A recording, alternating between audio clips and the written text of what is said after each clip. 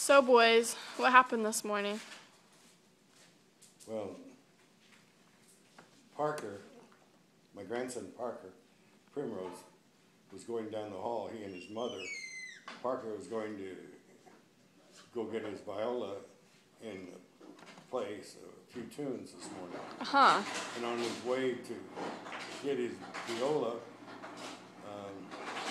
things just went crazy. You'll have to ask. Oh, Parker, care to comment? I'm pretty traumatized right now, but I saw this little thing laying on the ground, and my mother, she started shouting, "I think there's a snake, I think there's a snake." So my grandfather here ran and got a bowl, and he threw it at the snake.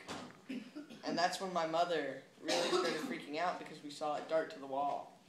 So I instinctively ran outdoors. Mom, yeah, what's your comment? Well, it was chaos. It was just chaos. Yeah. And my grandfather here, I cannot describe what happened indoors while I was outdoors, so I will turn the interview over. What happened after you threw the bowl? What was going through your head? I asked my daughter to, it wasn't a polite ask. I shouted to her, "Hand me a broom, hand me a broom." And so she quick gave me a broom, and then I took the broom and cornered the snake. And while I had the snake cornered, I couldn't reach down there with my hand because it was too far away. So I called for my grandson Parker, who, without fear, came. Answered the call. And all he had was a little garden spade. And he knew that wasn't enough. So we asked for one of the ladies to get a pair of scissors for Parker so he could cut the snake in half. Or cut its head off. Uh-huh.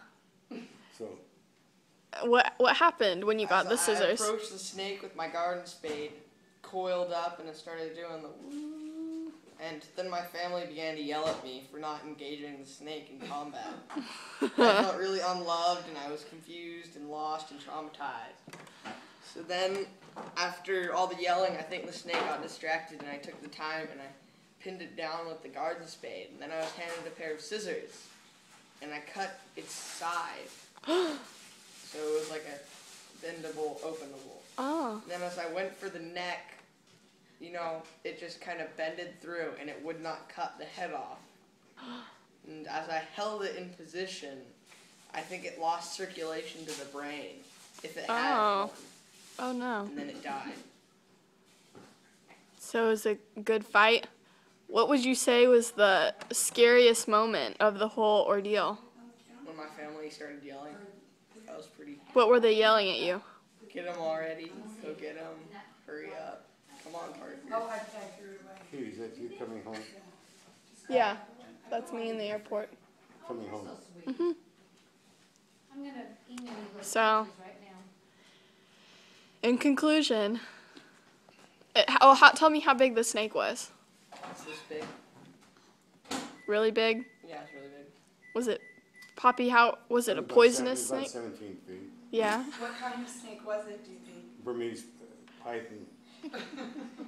Yeah, it was pretty intense. You're pretty sure it was a python? Yeah. Almost positive.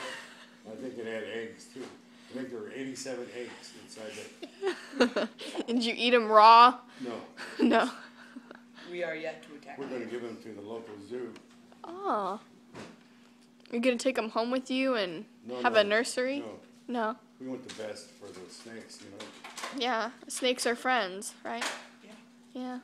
Most of the time. No. Not That's really. why lighters and knives and swords are I've got to go because your local TV station is calling. Okay. I'll be here all We'll week. leave you to your press. Thank you for your time.